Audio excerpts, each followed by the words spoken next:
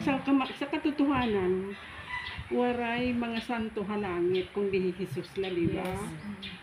Siya rin po, wahala ka mo, waray bayad dito mga santo-santo halangit kung di Jesus ito nga adto. Wahala ka mo. Pero dati yung Catholic ka talaga, sagrados, kandado. Oo, Sus Maria Josep, hadto nagbaba, may dara-dara ako ng santo ninyo. Ginlabog ko na dito, Switzerland. Pwede mo na dadadangan ni. Ori ko na dara-dara, ori ko na yung giltangan niya. Labog ko na dito nga tanan. Kaya dito na akong abrihan, na akong kasing-kasing. Ikan na dito. Hindi biro yun na, yung tanggapin mo ang si Jesus, siya talaga ang hiyagod na adha langit. Waray gud him o kung dihiyala. Waray dito ko mga San Roque. Waray San Vicente. Ni San Jose baya. Adto dito amay amon. San Jose. Saint Joseph. Kuan Bata ka ba pa yan? ito, ma'am. Ha? Bata ka pa ito. Kasi nabaptize ako mga 1990. Maihan na. 34 years. 35 years. 35 years. Hindi ako na-abrihan. Very magurang 1 year lang. So, matter 36 na.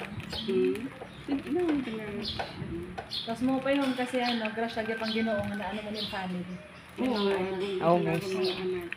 Ang pinaka the best gift Oo. na ano mo ang patinibubugos nga mga pamilya nga tumuod bahira nga kung anong kamaturan. Kasi hindi biro yun. Pero may di ba na ano mo yun na may ano na kung pananglitan kita mamamatay, tatapuon kita ni Jesus hakuan. Clouds, di ba? Di dire. Kung buhay pa kita nga maabot na si Jesus, tatapuon kita Clouds. clouds. Yun ang rapture. Pero kung patay na kita, may mga angels magkukuha mo na doon ka na. Di ba? Ano itong the best nga aton gift. To accept Jesus. To accept Personal. Jesus. Ang dami kasi dito pa naman sa atin. Hindi atin na Hindi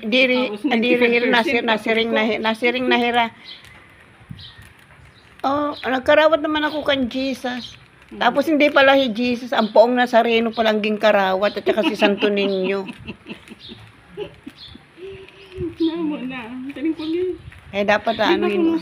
usahay, kung sabihin ko nga ni, kung akong di ba kung sa itong mga parupatron, iragin pro prosesyon hadagat. Sabihin ko, okay Lord, ayaw ganira pag Ano yung Santo Niño anda ito? Ha? Santo Niño ito na Di ba may ano may dagat. daw na hihinabo nga diri maupay kung pananglitan ito prosesyon nan kuan.